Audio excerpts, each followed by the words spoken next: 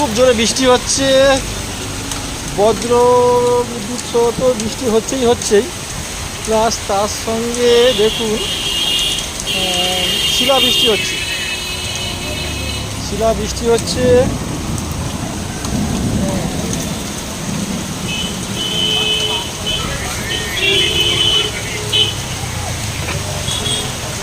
খুব শিলাবৃষ্টি হচ্ছে।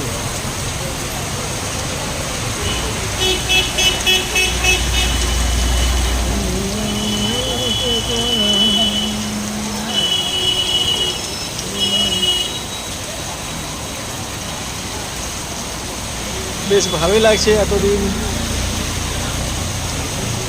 অনেক গরমে অসুস্থ হয়েছে মানুষ, এখন এই ঠান্ডা হাওয়া, বৃষ্টি, তার সঙ্গে শিলাবৃষ্টি